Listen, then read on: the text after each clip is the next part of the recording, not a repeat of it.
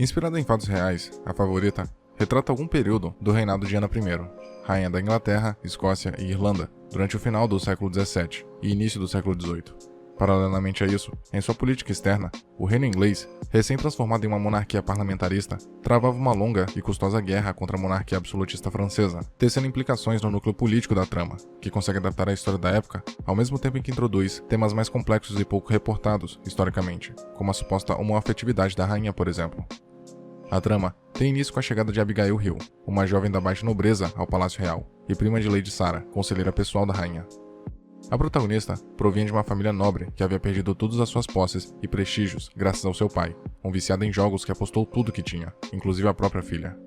Abigail chega à corte real com as esperanças de que sua prima poderia lhe conseguir um simples emprego de serviçal no palácio, o que lhe é prontamente atendido, mesmo que a contragosto de Sarah. Entretanto, não tarda para que Abigail, uma jovem astuta, bonita e extremamente inteligente, comece a criar suas próprias conexões dentro da nobreza inglesa, tecendo alianças com os demais membros da corte, se utilizando de sua beleza e juventude como principal arma, enquanto ainda não continha poder algum. A protagonista, embora demonstre chegar no palácio sem segundas intenções, logo percebe as oportunidades que tinha e se aproxima cada vez mais da rainha Ana, conquistando sua confiança, lealdade e afeto, roubando o lugar de sua prima e a condenando ao exílio no desfecho da trama.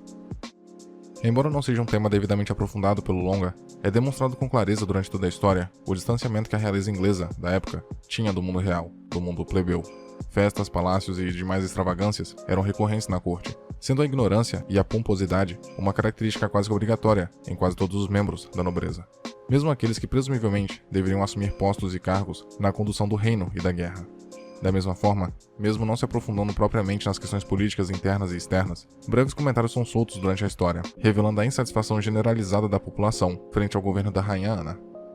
Sir Harley, um dos poucos lords que demonstra ter uma preocupação com a condução da nação e da guerra, reitera constantemente que mais um decreto real de elevação de impostos não somente aumentaria a tensão popular, como poderia induzir a Inglaterra a uma guerra civil.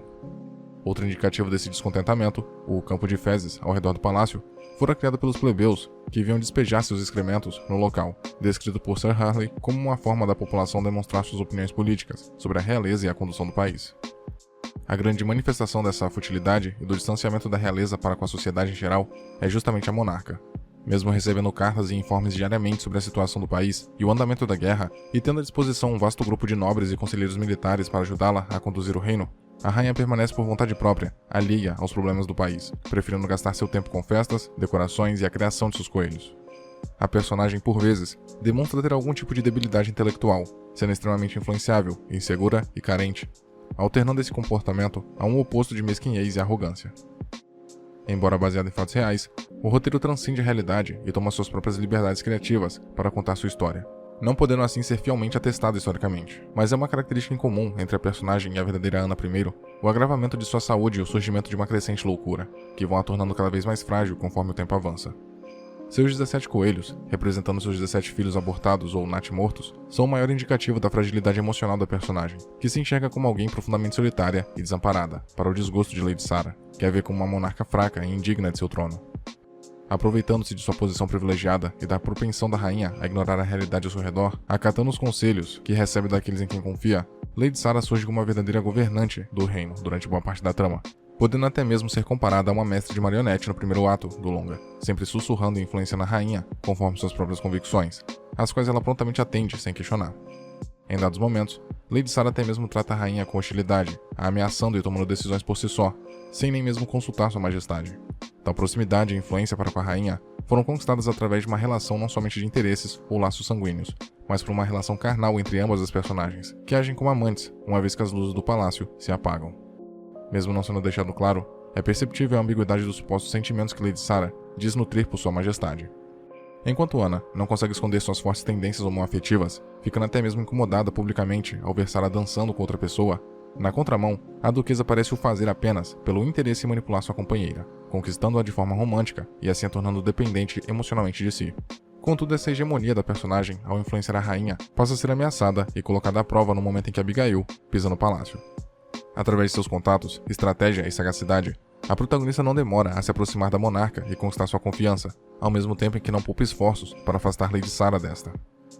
Uma vez que envenena sua prima e consegue fazer com que Sarah fique alguns dias longe do palácio, e desta forma eliminando completamente a influência da personagem na rainha, Abigail consegue consolidar sua presença no palácio, conquistando a bênção de Anna para seu casamento com o Lorde, criando assim o lobby político necessário para influenciar definitivamente nas decisões da coroa e assumir o posto anteriormente ocupado por Sarah. O embate entre as personagens pelo posto de favorita da rainha se dá de forma gradativa, com Abigail conquistando em um primeiro momento a confiança de sua própria prima, para só então focar seus esforços na rainha. A grande reviravolta se dá no momento em que a protagonista descobre por acaso, enquanto consultava a biblioteca da rainha, o relacionamento entre Sarah e Anna, passando a usar isso ao seu favor, e mais tarde, estabelecendo ela própria relações carnais com a rainha, se utilizando do artifício sexual da mesma forma que sua concorrente, tentando fazer de Anna uma pessoa dependente de si. Conforme a disputa entre as personagens fica mais evidente e acirrada, ambas passam a mostrar do que realmente são feitas. Enquanto Sarah começa a trama sendo retratada como uma megera gananciosa e manipuladora, o tempo prova que era uma das poucas pessoas que de fato se importavam com a integridade do reino, e sobretudo da rainha. Mesmo a influenciando e a manipulando, Lady Sarah o fazia por saber do caráter frágil da monarca, e portanto não pode ser considerada uma vilã, como a audiência é induzida a enxergá-la inicialmente. A personagem é incontestavelmente densa, e mesmo que suas ações e interesses sejam em alguns momentos ambíguos, com o tempo ela se prova com uma escolha mais moderada e ética, sendo isso justamente o que a fez perder sua disputa para com Abigail. A protagonista, que contém um arco contrário de sua prima, inicia a trama sendo retratada como uma vítima, sendo maltratada no caminho até o palácio e até mesmo dentro deste. Contudo, conforme ascende na hierarquia real, a personagem vai revelando toda a sua ambição e crueldade, criando mentiras, manipulando e até mesmo envenenando Lady Sarah, tudo pelo poder e pelo lugar que desejava. Como a própria personagem diz, se suas ações fossem de encontro com sua moralidade, ela as executaria, mesmo assim. Abigail é privilegiada por seu posto de protagonista, mas em uma análise mais minuciosa, e principalmente se comparada à sua rival, é natural chegar à conclusão de que se houvesse uma vilã na história, seria ela própria. Entretanto, a proposta de A Favorita não é estabelecer figuras heróicas e vilanescas, mas sim retratar a balbúrdia de interesses que havia tomado conta da realeza britânica da época. Todos os nobres da história, mesmo jurando lealdade à coroa, nutrem seus próprios interesses, agindo quase que unilateralmente em prol destes. Mesmo diante do risco de perderem suas cabeças, figuras como Sr. Harley, Lady Sarah e Abigail lutam apenas por si mesmos e revelam a complexidade das relações da nobreza britânica. O grande erro de Abigail, que havia conquistado o cargo de mão da rainha e se tornado uma lady após o casamento, foi se cegar por seu poder e ceder à sua ganância. Mesmo após se tornar uma monarquia parlamentarista, o que de fato ainda comandava a Inglaterra era o sangue, e a monarca, mesmo sendo tratada como um fantoche por grande parte dos personagens da trama, uma vez que se volta contra a protagonista, mostra que o sangue azul é o verdadeiro detentor do poder nesse contexto. Na cena final do longa, após pisarem um dos coelhos da rainha, demonstrando estar se sentindo acima da própria monarca, Anna acorda e pede que Abigail a massageie para aliviar suas dores, o que a protagonista faz, demonstrando explicitamente seu nojo pela rainha, que percebe tal ação e a força a continuar, segurando seu cabelo e exigindo sua submissão. Abigail, mesmo após tudo, não deixará de ser uma mera criada. Seus títulos, cargos ou alianças não faziam diferença frente à rainha, que via todos como meros objetos e peões do entediante jogo de xadrez que se tornara sua vida. Mais do que uma mera produção e encenação do cotidiano e dos costumes da realeza, é também uma crítica ao distanciamento que esta teve do mundo real durante séculos de monarquia. A nobreza é retratada como uma instituição mesquinha, hipócrita e ignorante, desmerecedora de todos os privilégios que adquiriu através do sangue, e que mesmo sob a liderança de uma pessoa incapaz, como a rainha Ana, continua a prevalecer sobre a camada pobre da sociedade, que se via refém de políticas ineficientes e que não experimentava mudanças significativas até muito tarde na história, impulsionadas principalmente pela Revolução Francesa.